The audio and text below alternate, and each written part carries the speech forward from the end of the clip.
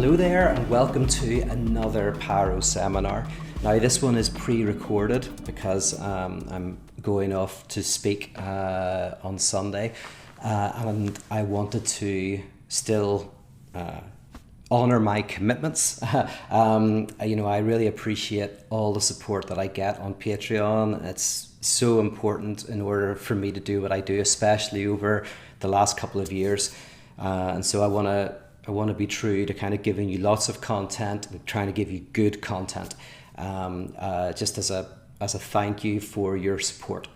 But I will say this, speaking in front of an audience is the best thing, right? You can speak in front of an audience, you get the energy, you can be humorous, you can back and forth, it's great.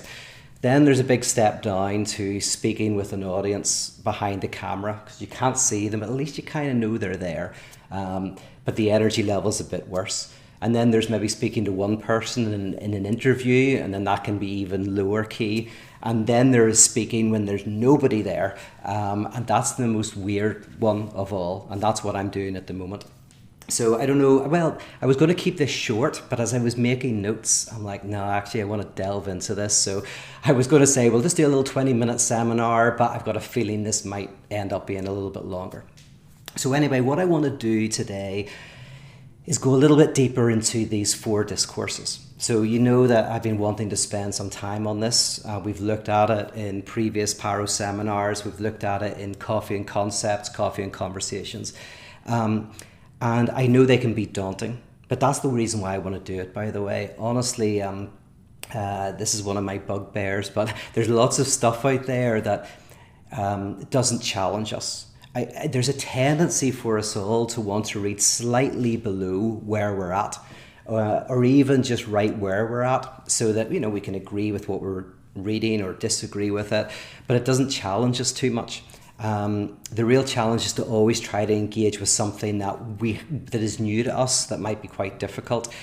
And of course, at first, that is challenging, but the reward is great, right? Whenever you spend a few months doing the work, not only do you get insight into something, hopefully profound and insightful into the world or into your life, but the sacrifice itself makes it all the sweeter. So the 4 discourses, I think, are a little bit like that. They are difficult initially, but I promise that if you keep working with me on this, and also maybe do a little bit of reading around it yourself, you will really find this not only clarifying, but I think quite useful.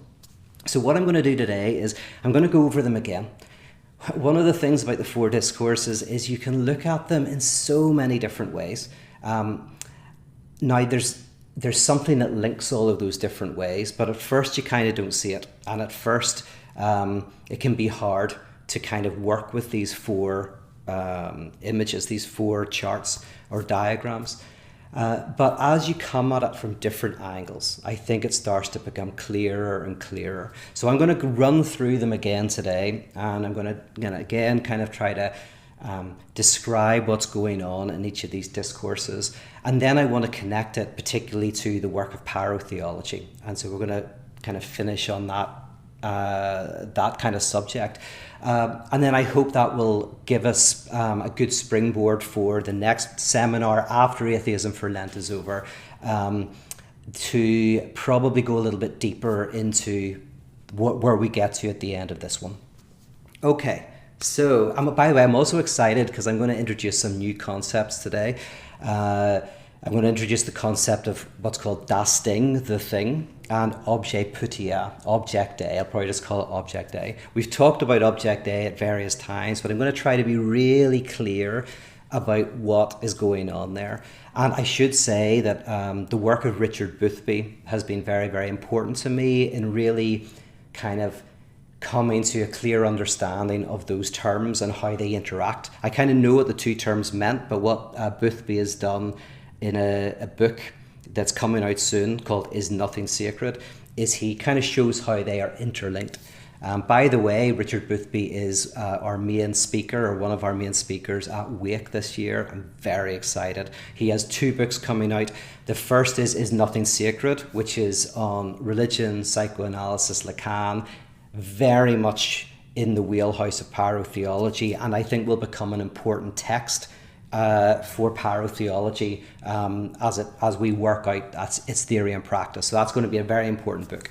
And he's also written this memoir, a beautiful memoir, about the tragic loss of his son to suicide, to kind of struggles with drugs and eventually suicide. Richard Boothby is this, brilliant philosopher, but through that tragedy, he went to psychoanalysis for help, and also, of course, as a brilliant mind, he took an interest more and more in psychoanalysis as a theory as well. So what's going to be beautiful at Wake is not only are we going to get the intellectual dimension of his work, but we're also going to get a very personal dimension.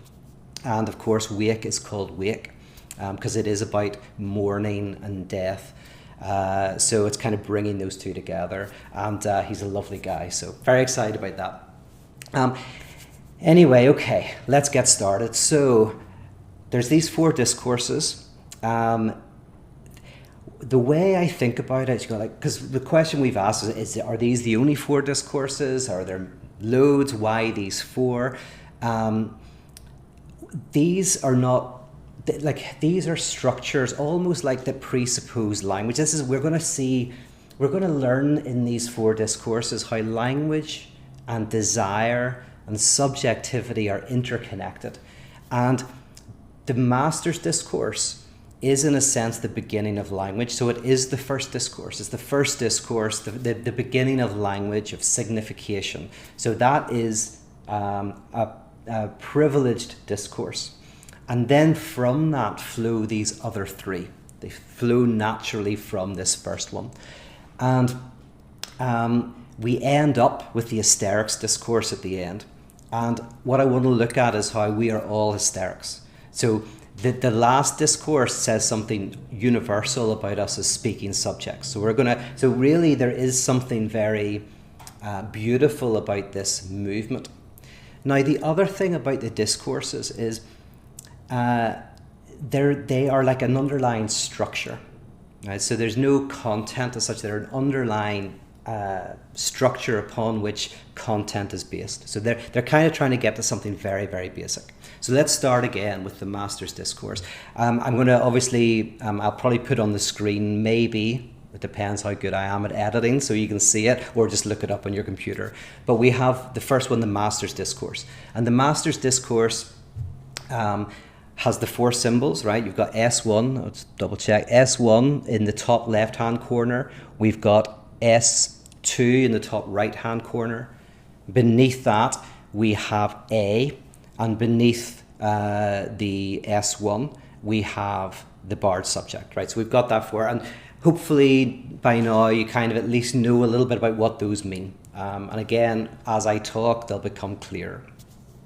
But the idea is the top of this bar is kind of language, how language works. For language to exist, there cannot be one signifier, because then it couldn't signify anything. A signifier, by definition, signifies something else. It's like a metaphor. You can't have a metaphor if there's nothing on the other side of the metaphor, right? The metaphor requires a kind of, something that it's making a comparison with. So you can't have up without down, etc., etc. So S1 is kind of like the first signifier, but it's not really a signifier because it needs at least one other signifier to become language. And S2, that represents the body of all the other signifiers. It's like in theology, they talk about God as the uncaused cause. Like everything has a cause except for the first cause. The first cause doesn't have a cause. This is like the first signifier doesn't signify anything. It's only once the signifying chain gets moving that first signifier means anything. Now, yes, this can initially sound complicated, but I think at its most basic, it's like the first word that kind of falls into us is a type of prohibition, a type of no, a type of something that we don't quite know how to grasp. And the signifying chain that comes out of that is when we begin to speak, it's almost like an attempt to understand that first signifier, to make sense of it. But of course you can't make sense of it because in some way it is without sense. Now, I can give you some concrete examples of this. You can think of truth, the word truth, right? So truth is a signifier, and we kind of know what it means, right? And we can build a whole pile of stuff around it, and my goodness, there's probably been more written on this subject than pretty much any other, right? But every time you try to name what truth is, you kind of miss it. It's open to debate. What is true? What is false? What do we mean by truth?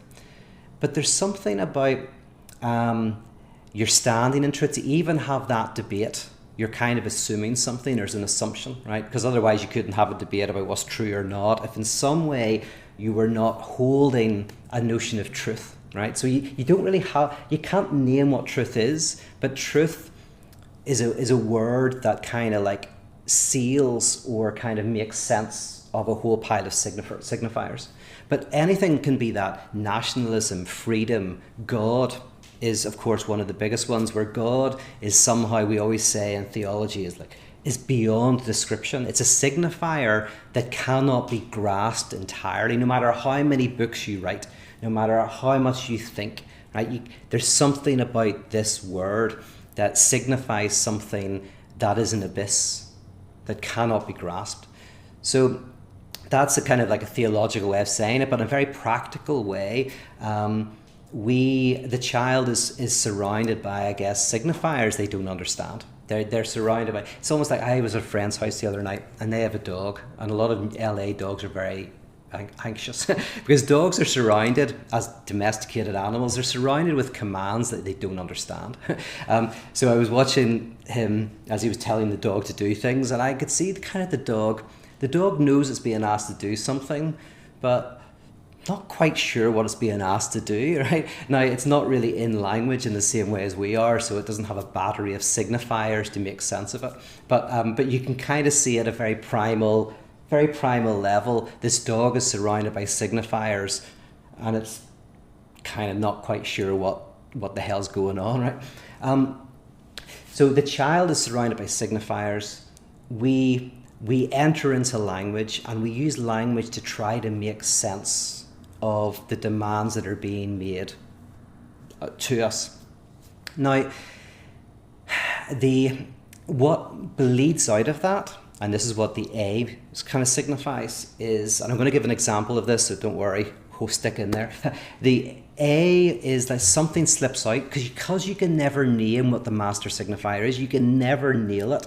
There's something enigmatic, something you can't quite grasp, and it's that not quite grasping that actually generates some sort of desire, some sort of kind of like mystical, transcendental dimension that you can't get. So does something desires. Now, an example I think I've used before, but when I was a kid, I didn't speak for a long time. I can't remember how long, but they were very worried. They thought, was I deaf? Could I, was there some issue internally? But then a speech therapist noticed that every time I pointed to something, one of my siblings would go and get it. And they basically said, well, can you just stop them from doing that?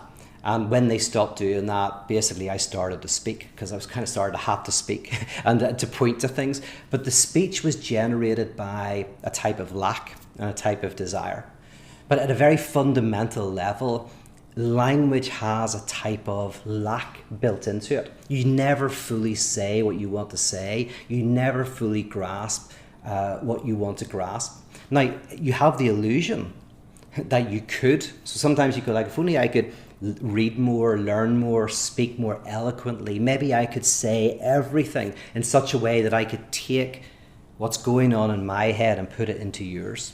But there is something about language which is like a dictionary. A signifier goes to another signifier, to another signifier. There's all of this continual movement. You never get to something solid. You just always get to more signifiers. There's always something that slips out. And then the barred subject on the other side, underneath, is the idea that this signifier that we encounter from the other, these demands, this prohibition, is coming from a divided subject, just like us, who is almost spoken by words rather than speaking. If you really think about it, It's very weird, like, and I don't want to think about it too much now or I'll mess up this talk, right? Because what am I doing right now is I'm talking, but am I talking? Like, I just start speaking, I'm opening my mouth, I've got a few notes down, but I don't really know where it's going, right? I think I'm in control of this speech, but this speech is coming through me. As Nietzsche says, it speaks. This is a critique of Descartes. It's not that I think, it thinks. And then the I is kind of like this thing that I kind of use to kind of say that's the one that's doing all of this speaking and all of this thinking. But if I thought about it, I don't know where this is going to end. You know, I say I've got a few notes, I've got a few words, but it's almost sometimes like you're possessed. Language flows through you. And so yes, sometimes you can be like, especially if you're an actor and you've got a script and you learn the script, you could say, okay, I know exactly where this is going, and you're forcing yourself to speak. But think about it when you go and see a friend. You're not thinking, okay, what exactly am I going to say? I mean, some people do, but generally you just go and then you start speaking and you start talking and you don't remember what you said 5 minutes ago and you have these conversations, right? So there is a sense in which speech speaks through us.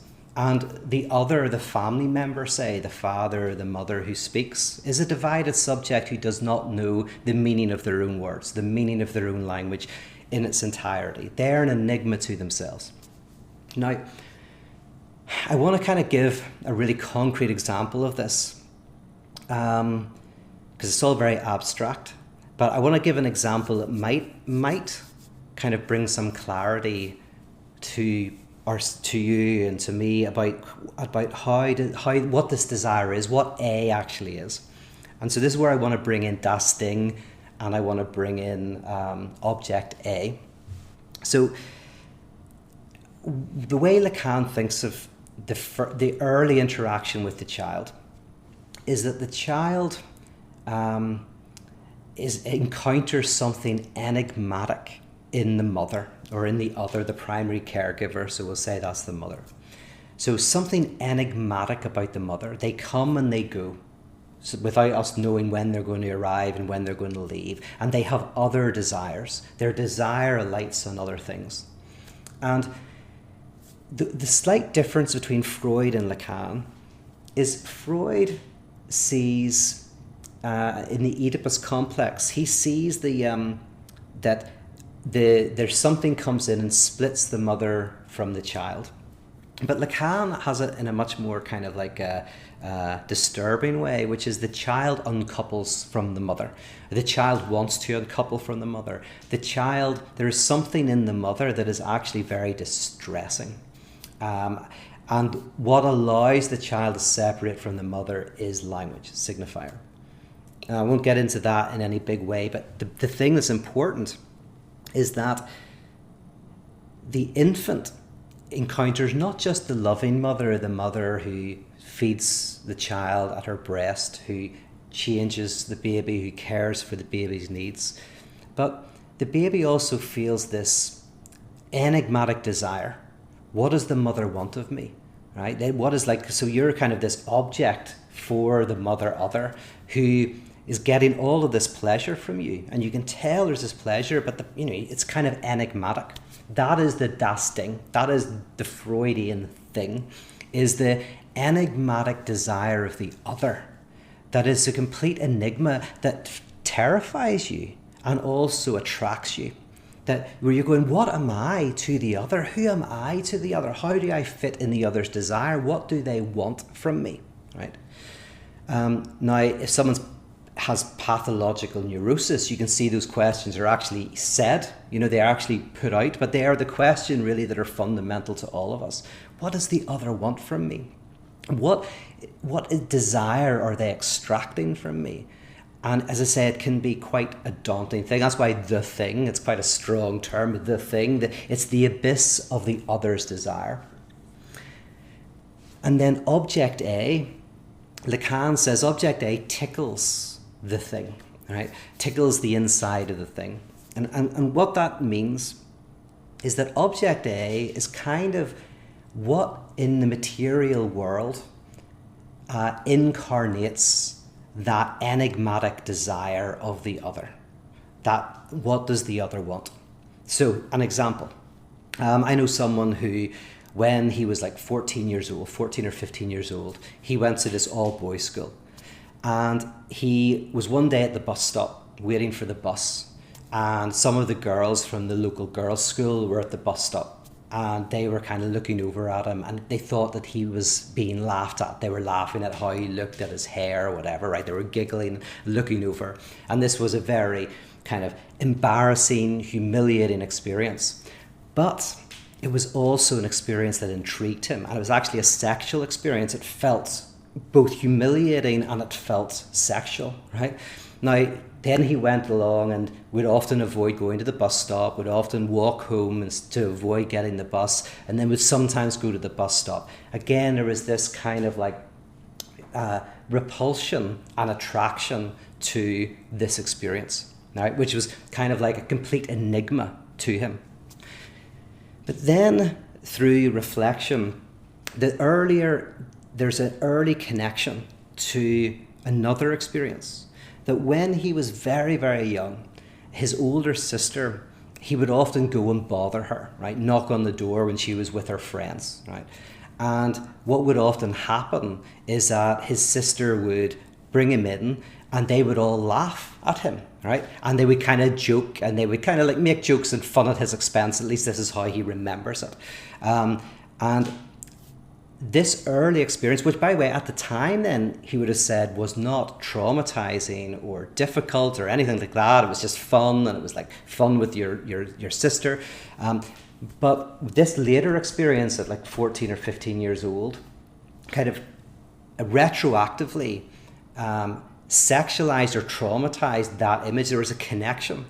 And that this early experience of basically his sister's kind of and his sister's friends grinning and laughing, it was like an encounter with what do they want of me? What is that enigmatic desire that they're getting from me from this embarrassing situation? What is it they want? Absolute enigma.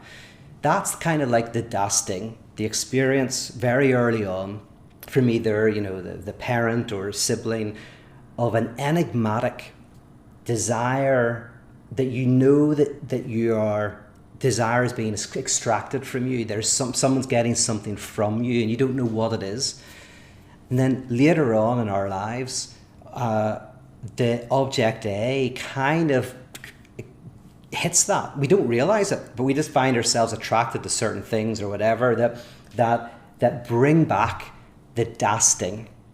And that's what object A is. Object A is kind of like what slips out of language, what slips out of the signifying chain. The thing that you can't name in your parent's desire, that is attractive and repulsive and all of those things that brings jouissance to you. Okay, now I'm going to come back to that example a few times so it'll hopefully become clearer. But the Master's Discourse then, in a nutshell, is in order to become a creature of language, there is a type of prohibition, a no, something is named that you cannot understand. And a body of signifiers, a language is learned that helps you try to understand and come to terms with the enigma of the other's desire, the enigma of the other's demands, right? And something cannot be named, something about the other's demands you can't quite get. And that generates a product, and that product is object A, this jouissance, this desire, right? Another example might be, example that your parents might say, if someone picks on you when you're at school, go and tell the teacher, right? That's the demand. The demand is go and tell the teacher, don't do anything bad, don't do anything wrong. But then maybe the child, when someone's bullying the child thumps the kid, right? And so the parents are really angry. We told you shouldn't have done that. But they can tell there's a certain pleasure in the parents. You can tell there's a certain twinkle in their eye. Like they're glad that you disobeyed the demand. Like there is a slight disjunction between demand and desire that's difficult to understand. Or alternatively, the kid didn't hit the other kid and the parents are like, oh, you did the right thing. But you feel a little bit of disappointment. You can sense there's something about their desire that wasn't fulfilled, even though you tried to do exactly what they said. You did everything they said, and still somehow you missed their desire. Kind of like in the prodigal, the son who stayed behind and did everything the father demanded, and yet finds that the father's desire is for the kid who did everything the dad would have preferred he didn't do, right? So one child disobeys the implicit demands of stay with the family and work hard and get your inheritance when it's due, goes off and does it. The other kid does everything the father says, and yet the desire of the father is enigmatic. It's like it's not at one with the demand, right? So that something slips out. That's how desire starts to work. And we see the impact of that desire in our everyday lives, in what we're attracted to. And by the way, this is also why I'm going to go on lots of tangents here. You can turn this off and on as much as you want, because maybe I'll be here for ages. I was talking to someone the other day. I was saying that they were talking about how they do these scientific psychological experiments where they will, and this was the psychological experiment my friend was talking about, was one of what's the most attractive type of person, right? So whenever you show thousands of people, tens of thousands of images of people, what is the statistical average? What makes an attractive person? And of course they come up with these things of, oh well, it's like an 18-year-old, 19-year-old girl is like what both men and women find attractive or whatever, right? I can't remember what the exact statistics were, but it was something like that. It was like that late teenage, early 20s woman who both men and women find themselves find physically attractive. And probably the same with men, maybe men slightly older in their 30s, whatever. But the issue with these types of psychological experiments is that's kind of true. You could probably find some basic, very basic statistical similarities about what people find attractive. But that's not what Object A is. Object A cannot be generalized, right? What really you're attracted to, not as in you're going down the street and you see someone and you find them physically attractive. Yeah, that's one thing, and that probably is very similar, evolutionary reasons, etc., etc. But Object A is the way the person speaks, the tone of their voice, the way they look at you, the glance, the way they hold themselves, something that you cannot put your finger on, but that doesn't cause you to desire the person, but causes you to really, really want to be with them. Like you kind of go, oh my goodness, where did that come from? It's like a too muchness. It's almost like, oh my God, I need to talk to you. Like it's almost like the difference between walking down the street and seeing someone attractive and going, oh, they're attractive, and walking up to somebody and going, I'm compelled to tell you that I find you incredibly attractive, right? That's the difference. The second is Object A, right? There's something about that person which tickles the da sting in you in kind of in a very powerful way. Hopefully that makes sense. Then I want to move then from the Master's Discourse to the University Discourse. So the second discourse is then the University Discourse, which could be said to be when your desire is now there in the world, it has to be addressed, and it's addressed by knowledge, by S2. So that's if you see the diagram in front of you, S2, which is knowledge. The battery of signifiers of understanding is addressing your desire, is trying to make sense of your desire, trying to domesticate your desire. I had an example of this. I wonder if I wrote it down. I don't write enough down. What would be a good example of the University Discourse? Well, I guess it is, you start to use language, like in the same way that as a kid, I started to use language to get what I desired, like whether it was food or whatever. Language and this body of signifiers is a way for you to try to make sense of this desire. And knowledge addresses that, and I say domesticates it and all of that. And behind this body of knowledge is a master. The master signifier S1 is in the bottom left-hand corner, which means that whenever someone's telling you what you should do and what you shouldn't do and how you should desire and all of that, usually there's a power behind it. So, I mean, the typical example, taking it away from childhood, is maybe a university discourse, but behind it is corporations who want good workers, right? So there's all this knowledge being given, but behind it, it's really in the service of some demand, of some power. And so a lot of this is called rationalization, Freud called it, where a powerful corporation, for example, has so much money to lobby, to rationalize, to try to make smoking look like it's healthy, or Guinness that it's good for you, or whatever it is. A lot of knowledge that's given in the world, a lot of experts, often sadly, behind those experts you find incredibly powerful, incredibly wealthy corporations that are in control secretly. But the university discourse is the attempt, language addressing your desire, but it always fails because your desire can never be fully articulated and understood. There's like the whole thing of the das Ding that I talked about. There's something enigmatic in the other. Oh, and by the way, I should have mentioned, right, this enigmatic dimension of the other's desire, of this guy's sister, for example.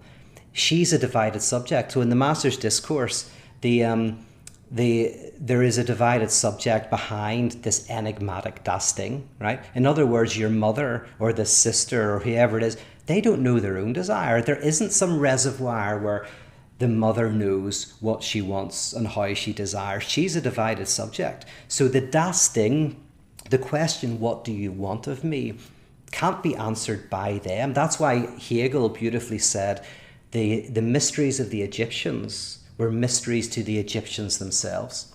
In other words, we think, oh, there's mysteries of the Egyptians, but if we talk to the Egyptians, they'd be able to explain what everything meant. But Hegel's kind of going, no, if you went to Egypt, they would maybe find that their own mythologies and their own stories are a mystery to themselves as well. But we assume that it's not. The mystery of the other is a mystery to them as well. That's what the divided subject means. So the university discourse is simply saying that language and culture and society is always trying to kind of name your desire and make sense of your desire and address your desire, but it fails. It always fails. And the failure is a divided subject. So what happens is like a dissatisfied subject, a subject at war with themselves, who's both attracted to and repelled by the same thing, who wants and doesn't want something, who's in this divided this state. Okay, and now very quickly onto the Analyst discourse. So the Analyst discourse, and this is kind of the invention of Freud or whatever, is the idea of a discourse in which the divided subject is put center stage. So what's most important about Freud's discovery is, in a way, he listened to... the invention of psychoanalysis was the hysteric. This notion of hysteria, which has this massive history all before Freud, is what is hysteria?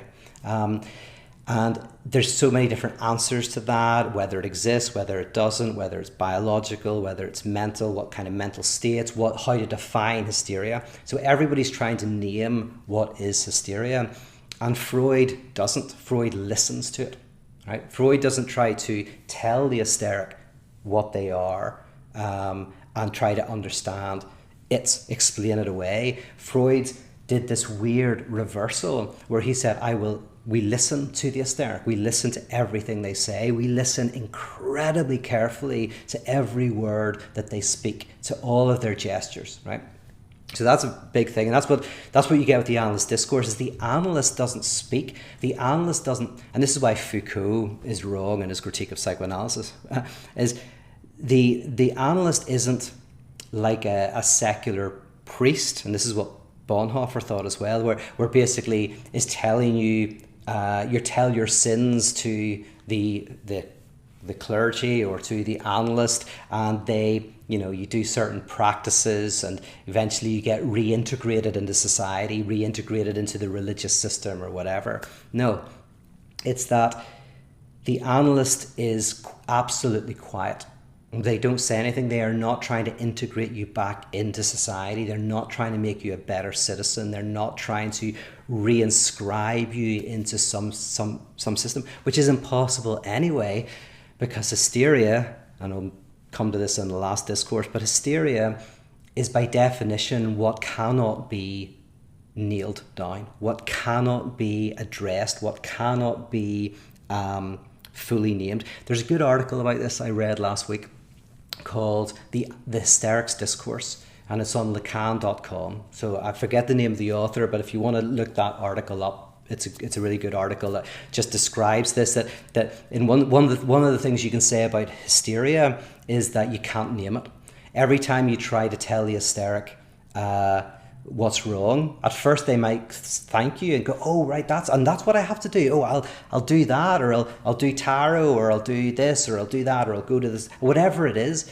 And they find an answer, but invariably the answer will not work, right? And then you're going to get in trouble because you've given the answer and the answer hasn't worked. The hysteric is one who is by definition beyond always not able to be defined by something, given some sort of technique that will work. They're always not quite, they're a question unto themselves, and they question you. And actually one of Freud's really interesting insights is he realized that one of the reasons why psychoanalysis doesn't give advice is because, and while we were all hysterics from a psychoanalytic perspective, non-pathologically, some people are pathologically hysteric, but we're all hysterics because to be human is to not be who you are, is to not be able to be defined, is to be a question unto yourself, right? And Freud realized that every time you try to answer the question of what the person is, it's not helpful. You just don't get anywhere. It's not useful, and it always fails. And if you do that, you will, invariably let the person down. Freud was like, no, you let this divided subject, the hysteric, speak. You listen. And how do you do that? Well, in analysis proper, they're on a couch. The analyst is behind them, so you can't see the analyst. They're not like a human being who you can see if they're yawning or their facial expressions. You're looking out to space with this silent, mostly silent person behind you. And in that way, they become a type of incarnation of Das Ding, right? They become in their silence the abyss of the nothing. That's why A is in the sight of the analyst, right? So A, your desire that's kind of evoked by the enigmatic other, the object A is the material incarnation of the Das Ding, the enigmatic desire of the other, right? In analysis, that is in the sight, in the seat of the agent, of the analyst. They become the material incarnation of a nothingness, of a void that you speak out, but is listening. Just like your mother or whatever is listening, but you don't know anything about them. Are they married? Are they single? Are they this or that? They're not even speaking, right? They're disembodied, but they're listening. And as you speak, you treat them as a subject supposed to know. And this is why there's S2 underneath the A, because S2 stands for knowledge. But it's the knowledge of you think that person knows. Just like you think the mother other has their enigmatic desire is known to them, right?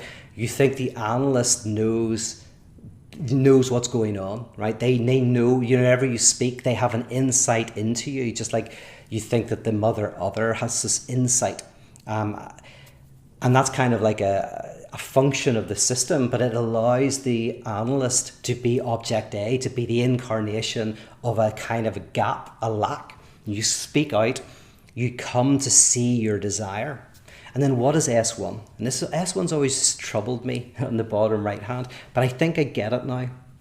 And coming back to the story, I keep coming back to this central motif of this guy with the girls at the bus stop and with his sister. S1 is kind of like that enigmatic grin of his sister and her friends. That's S1. It's like you can't get behind it. You can't dialecticize that encounter with the enigmatic desire of the other. What do they want from me?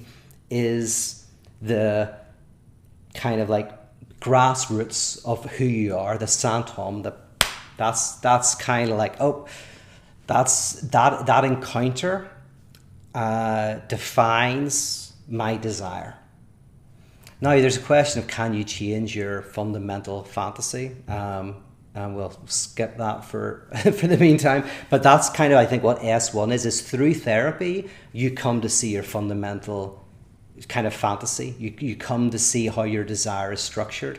And that insight can help you live better. Because in one sense, you're not just in the passenger seat of your desire. Now you're kind of in the driver's seat a little bit. You kind of understand it a little bit better.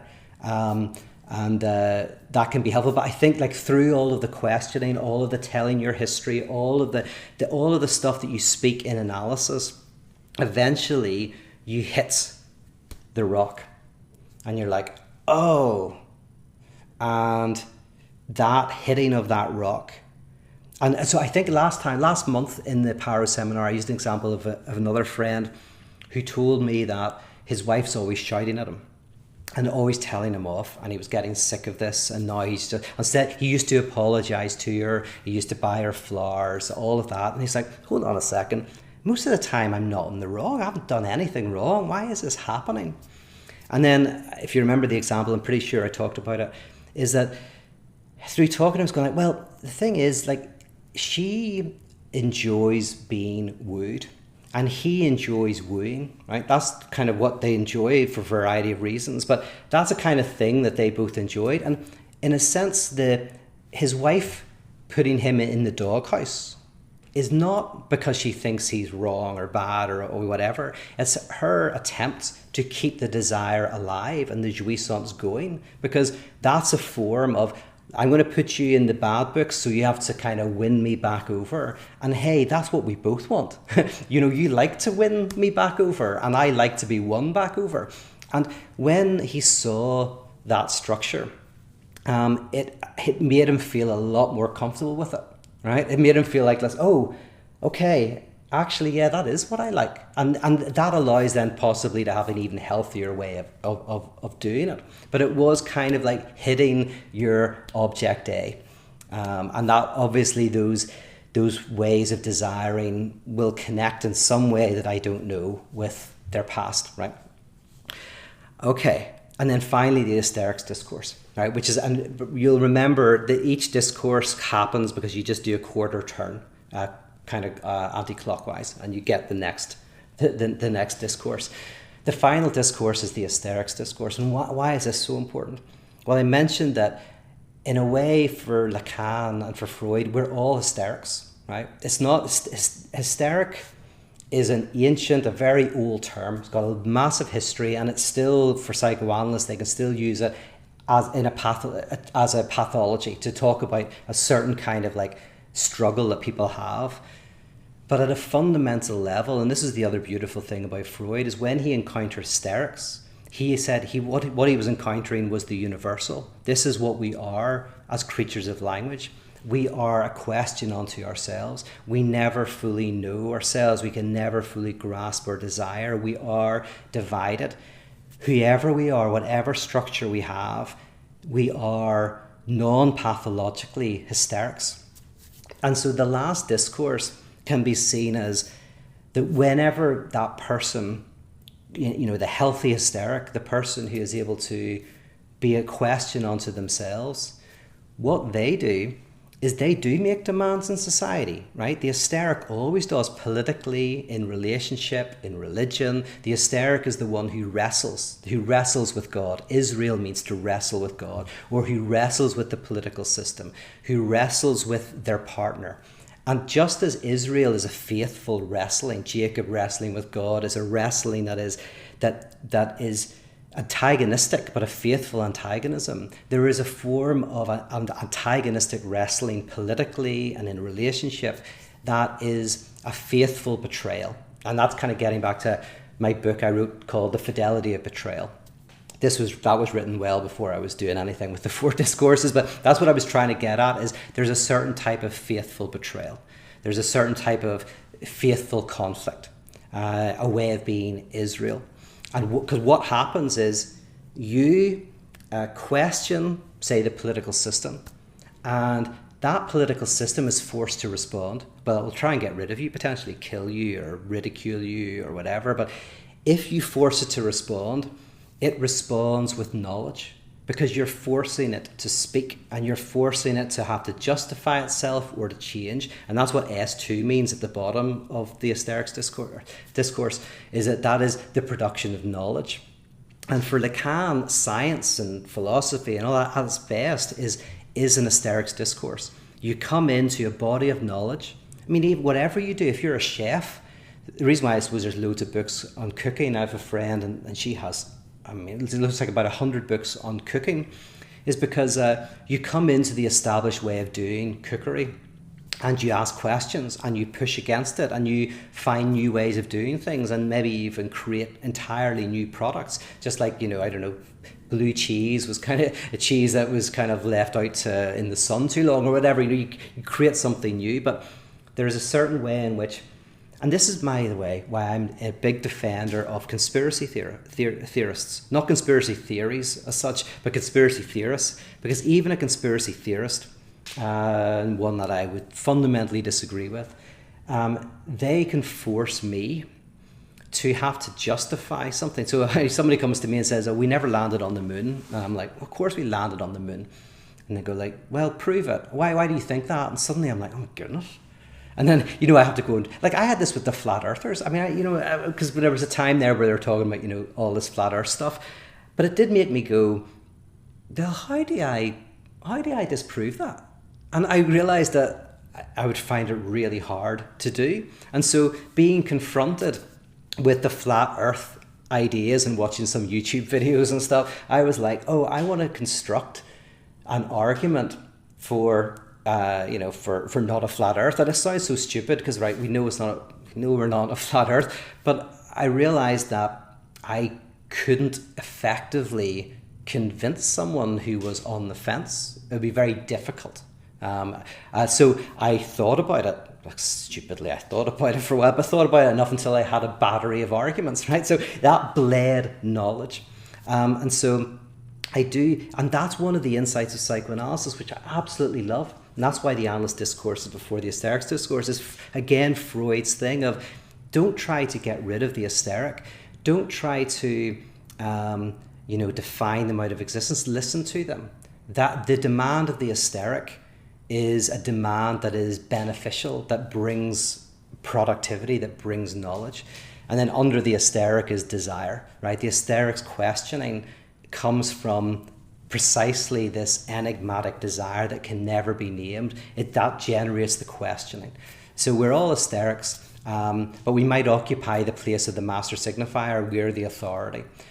So I love it in parotheology. We have now Heretics Corner, like a group of heretics that meet on a Monday to kind of like critique me. I don't think they do that all the time, but that's a place where they can, where I become like almost like the kind of the master signifier that needs to be questioned, all right, and question me, and what will that produce? That will produce knowledge, and so that's built into even this online thing, is that there has to be that space for the pushing against what becomes a new orthodoxy, and that pushing is creative.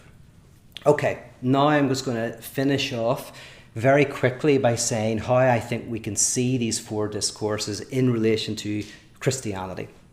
The Master's Discourse, I mentioned before, the Master's Discourse I think you see in Genesis, which is you shall not eat of the fruit. So it's a prohibition, you shall not, which generates a battery of signifiers. Did God really say? But it looks great. Should we not eat this? All of these questions arise. The serpent, this questioning, right?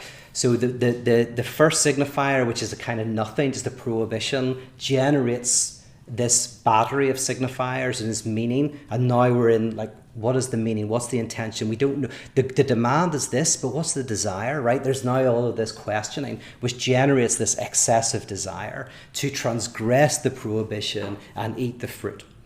And the secret behind this prohibition is going to be revealed later on in the text, right? But is a divided subject.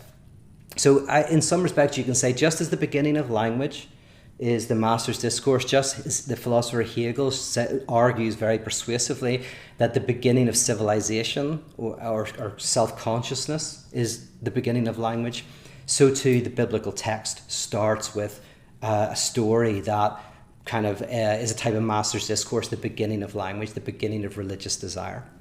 So then what is the Hysterics Discourse? Well, you could see that as the covenants, right? Oh yeah, because one thing I didn't say about the hysterics desire, this is the example I wanted to use, is that the thing about the covenants is we think that contracts are there to connect us. But in a way, what a contract does is a contract protects you from the desire of the other. So if we go into business together, yeah, we're friends, yeah, we want the best for each other, but your desire could change, or my desire could change, and then suddenly you're like, no, I don't want to split 50-50. I want 70-30. I've worked a lot harder than you, or whatever. Or if you go through a divorce, you can't just say to each other, okay, we'll go 50-50 on the kids, let's not get lawyers involved. Because you're worried that the other's desire will change. What if they want to swap things up, and then you're in trouble? So what you do is you have contracts that are designed to protect you from the enigmatic desire of the other, so that whether they like you or not, whether that you fall out with them or not, technically they have to do certain things. Now, of course, there's a saying, good people don't need contracts, bad people don't keep them. I think that's pretty true. But that's what we're doing with contracts, where people try to kind of protect each other from the desire of the other, from the das Ding, the enigmatic desire of your business partner, of your ex-husband or your ex-wife, right? So in the same way, you can see the covenants as an attempt by the people to protect themselves from the enigmatic desire of God, the das Ding of the divine, who wipes out people by a flood, right?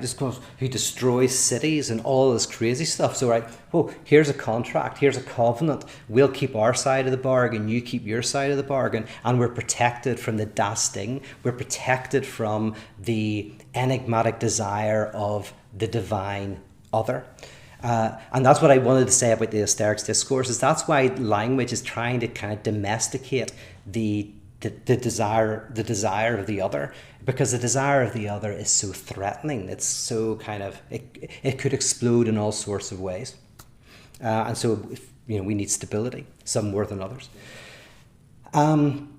So then, right, we've got the hysterics discourse. So what's the analyst discourse? Well, I would say the analyst discourse is very beautifully displayed in Jesus, in the parables of Jesus, where really what you see, I think, in him is an ability to confront you with your own disavowed and repressed desires. That what Jesus did was not a master's discourse telling you what to believe, or a university discourse giving advice and life coaching, but rather was a mirror which held up to us our own repressed desires.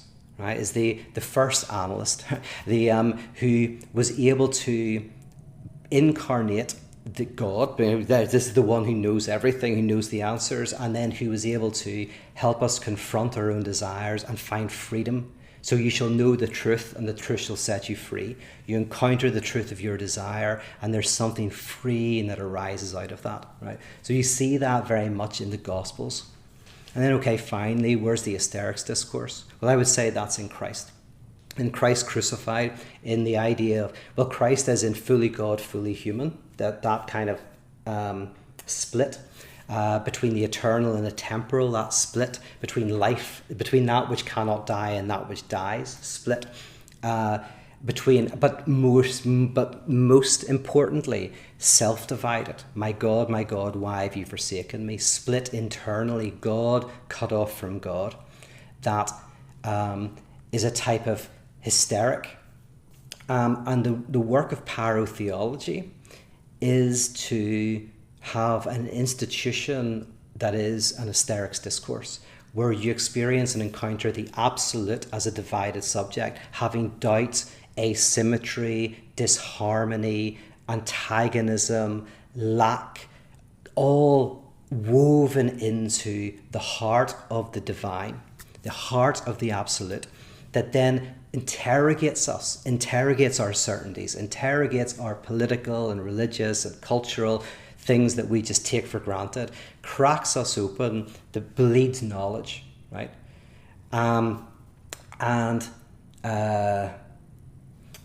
Yes, that's basically it. And the name for this is Trinity, right? What is the Trinity? The Trinity I think the Trinity is really fascinating because it's not one, and it's not two, and it's not three. It's a type of not oneness. So it's God separated by God, right, Christ, and the separation itself, Spirit. So the lack itself is Spirit, which separates God from God. So the God is not one. And that encounter is an encounter with the quantum dimension of reality itself. The non-dual in the sense of, or the duality in the physics sense, the wave-particle duality, right, is woven into the heart of the divine. And so the collective of the Holy Ghost is the collective of the lack and the gap itself, living in that contradiction.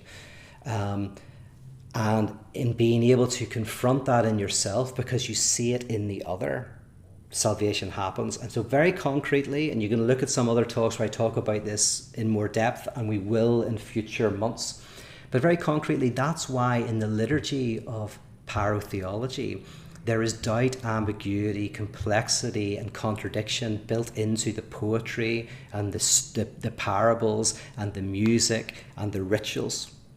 Because that becomes the incarnation, the material incarnation of the divine Das Ding, the objet A of the divine Das Ding. You encounter doubt, ambiguity, disharmony, asymmetry in the liturgical structure that helps crack open your certainties. And this is different from, conservative and liberal liturgies. In conservative liturgies, what you believe is important, it's that you say you believe the thing, so you list out what you believe.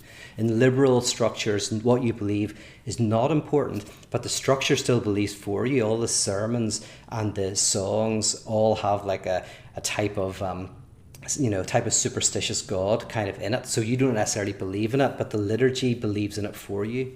In parotheology, doubt, ambiguity, and complexity are woven into the system itself. Okay, thank you very much for listening to this. We'll be back after Atheism for Lent, and we'll get maybe more practical in that now what this looks like to have an institution of the Hysteric. But I hope that helped you see what the Masters and University, Analyst and Hysteric Discourse is doing and how it relates to Christianity. And remember, so the Masters Discourse, Adam and Eve, the University Discourse, the Covenants, the Analyst Discourse, Jesus and the parables, and the Hysterics Discourse, Christ crucified. The my God, why have you forsaken me? Thank you. Bye-bye.